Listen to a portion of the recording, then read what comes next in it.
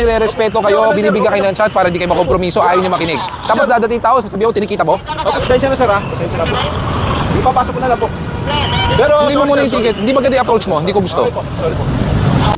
Yung offense na nagawa ni Mr. Go sa PNP, talagang medyo malalim ang tama. Kasi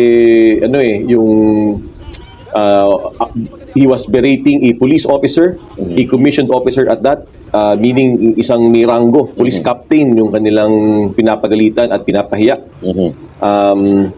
Yung offense is made against, not just against Captain Felipe, who is a very good officer, but also against the 225,000 strong members of the Philippine National Police.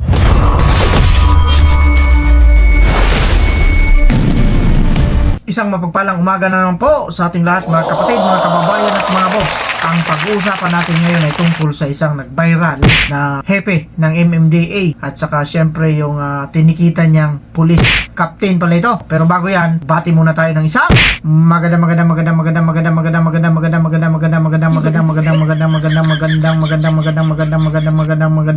umaga po, Luzon, Visayas at Mindanao. At syempre pa sa mga kapatid natin, mga kababayan natin na nasa iba't ibang panig ng mundo. Magandang umaga, magandang hari, magandang hapon, magandang gabi po sa inyong lahat dyan. Kamusta na po kayo? Sana po ay okay lang kayo dyan. Ngayon, kagaya ng sinasabi natin dito, viral ito ngayon, yung nangyaring pagsita ng isang hepe ng MMDA na si Mr. Gabriel Go. At sinita niya yung isang pulis na si Captain. Ngayon, bibigyan natin ng reaksyon pero bago yan, panoorin muna natin kung ano ba talaga ang nangyari. Ito na, to play.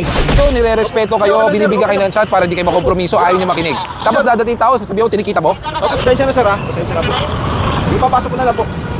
Pero Hindi mo muna yung ticket, hindi maganda yung approach mo, hindi ko gusto. Sorry po. Yung offense na nagawa ni Mr. Go sa PNP, talagang medyo malalim ang tama. Kasi he was berating a police officer, a commissioned officer at that, meaning isang niranggo, police captain yung kanilang pinapagalitan at pinapahiya. Yung offense is made against, not just against Captain Felipe, who is a very good officer, but also against the 225,000 strong members of the Philippine National Police.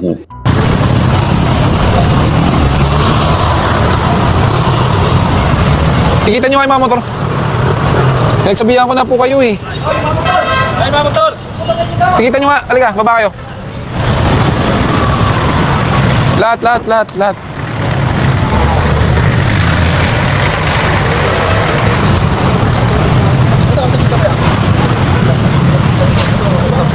Ayan na yung linya nyo. Kinausap ko na yung station commander nyo, sabi ko walang lalagpas dito eh.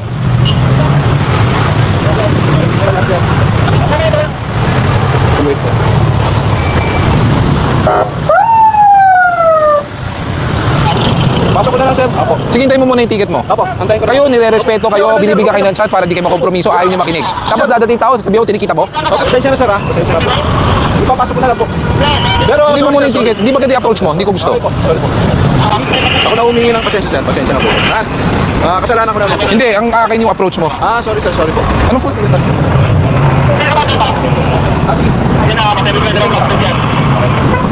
Bayaran ko na sir. Hindi problema yung bayad, ang sa akin yung approach natin. Sorry, Di ba? po. Nung nakita mo ko, ay, Ay, oo nga sir, hindi. pag wala ako, ganun na lang. Hindi, okay lang sir, pasensya na po. Ako na humingi ng pasensya. Attorney, nabalitaan po namin na nagpunta raw ho dito si Mr. Gabriel Go ng MMDA. Pwede ho ba naming, pwede ba kami makabalita kahit paano kung ano yung mga pwede nyo pong sabihin sa madla hinggil po sa inyo ng pag-usapan? Siguro, David, teka muna ako sa sagot dyan. Okay. Yung Mr. Go was very kind enough to reach out to me personally. Hiningi niya yung number ko, ihanap niya, at sinubukan niya mag-reach out sa National Police Commission at ako yung makausap. Pinaunlakan natin siya. Dito pa ako ngayon sa opisina, mag-aalas 8 na ng gabi o na Saturday. Totoo na-appreciate ko ang kanyang paglapit.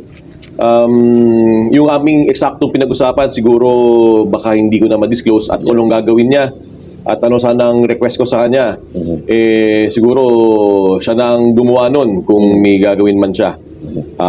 Pero suffice it to say na this needs closure at the soonest possible time.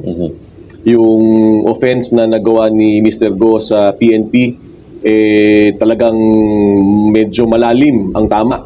Kasi he was berating a police officer, a commissioned officer at that, meaning isang may ranggo, police captain yung kanilang pinapagalitan at pinapahiya. Yung offense is made against, not just against Captain Felipe, who is a very good officer, but also against the 225,000 strong members of the Philippine National Police. Yung offense was also done against all previous members of the Philippine National Police who wore that uniform. Kasama na doon, David, yung dalawang magulang ko, na yung aking tatay at nanay na parehong pulis din. Kasama na rin sa nasaktan yung mga gusto magpulis na medyo nabastos doon sa pagkakatira na gano'n ni Mr. Go at yung vlogger na si Dadaku. So, things need to be repaired soonest. I gave suggestions to him. He was asking for guidance. I was telling him, you should know it already. And I also gave my piece. But let him do what he needs to do. I'm giving him options on how to do it. But let him, hopefully, I'm hoping he will man up very soon. At ang isang nakikita ho dito ng ating netizens na medyo napasama pa ho, attorney, ay naka-live or naka-post mismo sa social media at hindi man lang natakpan yung mukha ng ating police at habang masasabi nga po ng mga netizens natin na binabastos yung isang opisyal ng Philippine National Police. Yun ang hindi katanggap-tanggap. Totoo niyan, kung mali ang pulis, kasuhan. Kung mali ang pulis, isumbong. Andito tayo sa National Police Commission para tayo umaksyon. Tayo ang pulis ng pulis. Pero natikitan na magbabayad na nga ng multa Kuno na nga lang, lumuhod na yung pulis sa kanya na nagsusorry.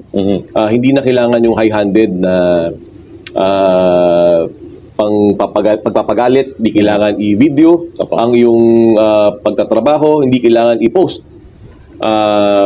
Ang malupit pa dyan, yung pagpo-post, pinagkakakitaan yan May monetary consideration ang posting.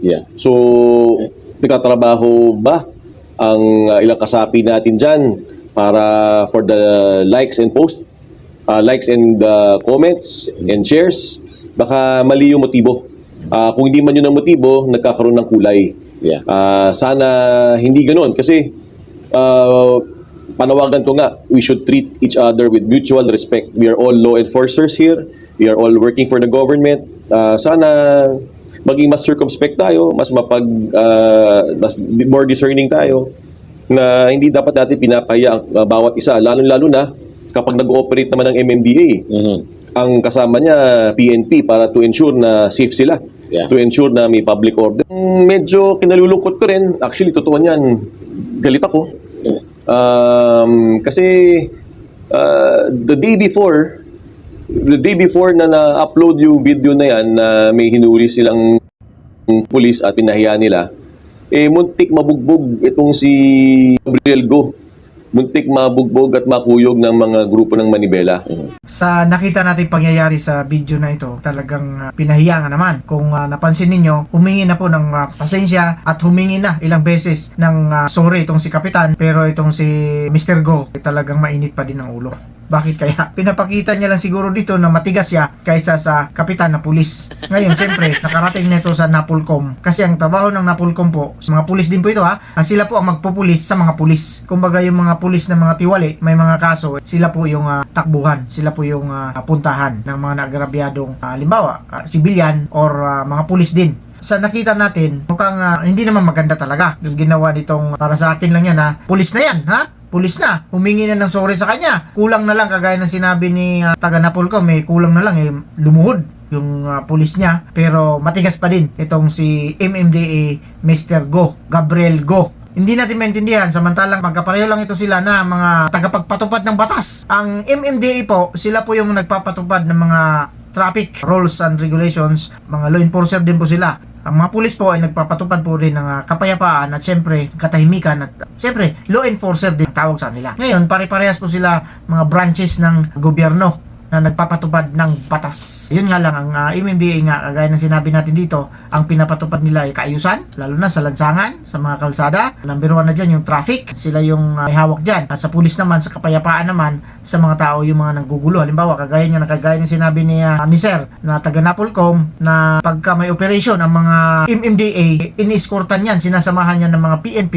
police officer, para naman may tagapamagitan kung sakasakaling magkaroon ng hindi magandang pagkakanawaan sa mga MMDA at saka mga civilian or kung ano pa man dyan na natitikitan nila. Pero ang sa atin dito, wag naman sanang ganun. Pulis na yon. Paano na lang kaya kung mga civilian lang? Ngayon, talagang nirereklamo sila. Dapat doon, hindi na rin kinuhanan. Pero ganun pa man, dapat hindi na ganun kasi nakiusap na yung tao humingi na ng sorry. Magbabayad na nga Sabi niya, sir, babayaran ko na lang. O, di ba? Pero napansin naman natin, nakita natin, hindi. Sabi niya ganun. Walang problema sa bayad. Hindi ko gusto yung ginawa mo. Natamaan yung kanyang ego. Ito yung sinasabi natin dito. Pag nasa gobyerno po kayong nagsasabi sa mga tao na kailangan panatilihing kalmado, panatilihing hindi mainit ang ulo, pero bakit po kayo mainit ang ulo ninyo? Humingi na ng sorry. Yung pulis, kapitan na yun humingi ng sorry sa inyo. Ilang beses kang tinapik para mag-sorry, pero anong ginawa mo? Hindi ko gusto yung ginawa mo. Sino ba naman kayo? MMDA pa lang kayo. Baka ito, mayroon itong... Yan yung mga ginagamit ng mga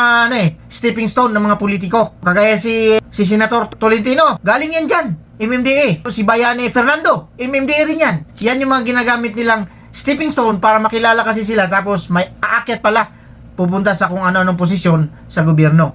Kaya sir, kung kayo may balak kayong maging senador o kung ano-ano pa man, mayor ba o congressman, basta mukhang hindi maganda yung ginagawa ninyo. Marami kayong tatamaan. Walang problema sa pagpapatupad ninyo ng batas kasi saludo rin ako sa inyo sapagkat mga pulis na yan, ginaganyan ninyo pero mukhang masyado yatang mataas naman yung antas ninyo. Paano na lang kung halimbawa mga ordinaryong rider lang yan? Di syempre, kakaya-kayanin nyo lang. Yung pulis nga, kaya nyo How much more? Yung mga maliliit na mga riders natin dyan na nagkamali, tikitan nyo na lang ng tikitan. Tagtarin nyo ng tikit. Hindi yung aabot pa sa mapapahiya. Ipapahiya nyo pa yung tao. May pamilya din yan, may mga anak din yan, natural. Siyempre, ano na lang isipin? Pamilya, number 1. Lalo na, nandiyan siya. Naka-uniforme pa siya. Di ba? Sana ginalang nyo na lang din yung uniforme. Buti sana kung abusado. Kung abusadong pulis ito, okay lang. Pero ito mukhang mabait naman, kagaya ng sinabi ng taga Napolcom. Wag naman sana ganon. Di ba? Ipapatupad lang ninyong batas, magpatupad kayo. Tama yung ginagawa ninyo na wala kayong sinisino. Pero, wag naman po tayong umabuso. With that, maraming salamat sa mga sumusuporta dito sa ating programa. At syempre pa, kagaya ng sinasabi natin dito, mag-iingat tayong lahat. Pwera lang sa mga taong hindi nag-iingat.